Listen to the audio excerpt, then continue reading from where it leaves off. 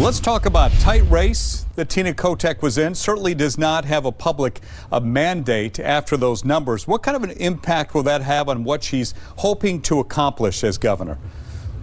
I think the conditions are very similar to what caused such a difficult tenure for Governor Kate Brown. If you look at the situation, it's a deeply divided state in which more than half of the population doesn't want the Democratic candidate in power, and in many cases despises the efficacy and the values of the party that has won the governor's office. That's a difficult set of conditions, and it made Kate Brown the least popular governor in America. I think there's reason to believe that it could be equally difficult for Kotek. There are several problems, of course, facing the state. We talk about homelessness and crime and a whole lot of other things, no question. What's likely the first thing that she will attack as governor?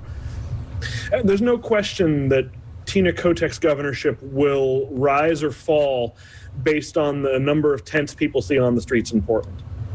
So I think you're going to see her approach homelessness and housing as her top issues. And I think you will see, as Nigel's story says, there's a distinction in her approach. She will be taking a different tactic in which she's going to be attempting to get people off the streets rather than keeping people housed who are currently living indoors. In other words, the belief is that people who are now living indoors may be able to find other means of assistance, whereas people who are currently on the streets are the most visible and obvious people in need and need to get off the streets now. I think there's a sense that might be a more effective approach, and at least we're going to try first. She says she'll narrow the state's urban-rural divide. She won just 7 of Oregon's 36 counties. How tough a task is that going to be? Herculean. I mean, when you look at what she has to do, she has to convince the vast majority of the state that a queer Portlander can speak for them. And I think there's a lot of people who will never like her and never accept her living in rural counties because of her gender and sexual identity. That's a huge part of it. Plus the fact that she represents a liberal urban establishment that a lot of people think is not in tune with their values. So when you combine a certain amount of bigotry and also just a discordance with how people in rural Oregon live, it's going to be a challenge. Before we get to our legal counsel, we have a very special guest in the chamber today. Colleagues, I'd like to welcome Governor-elect Tina Kotek to come up and just say a few words.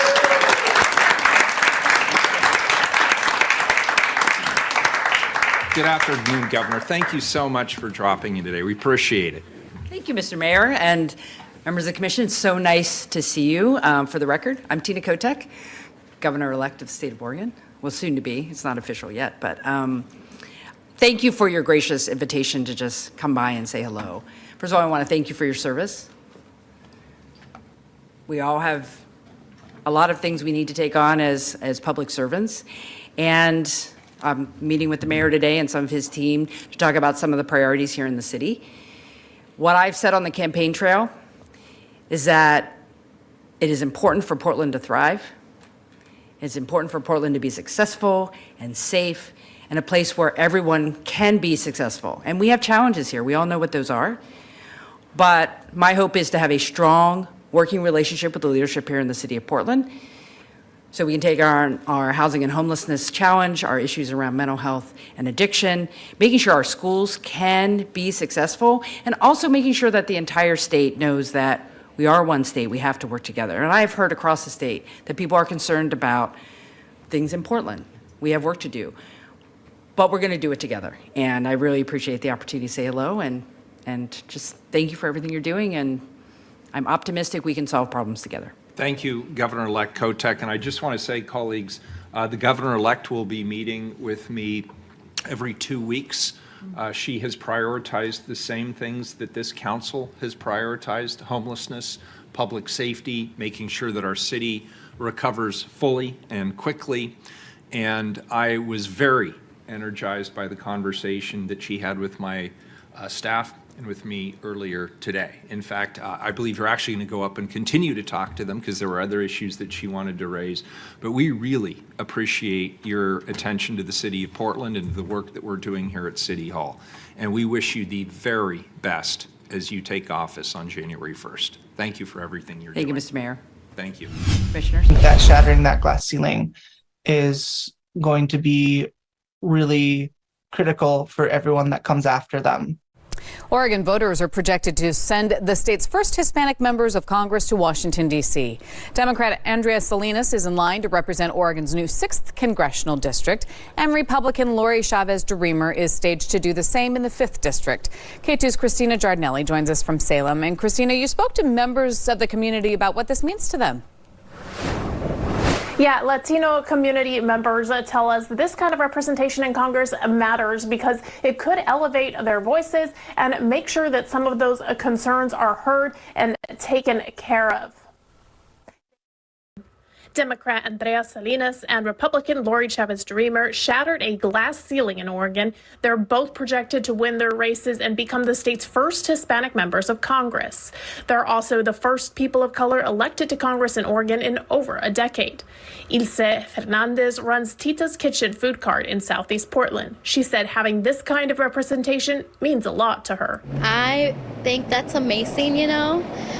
It is very nice to see my people succeed and seeing women especially succeed, and now knowing that they're in Congress, like, that is very nice. I'm very proud of us.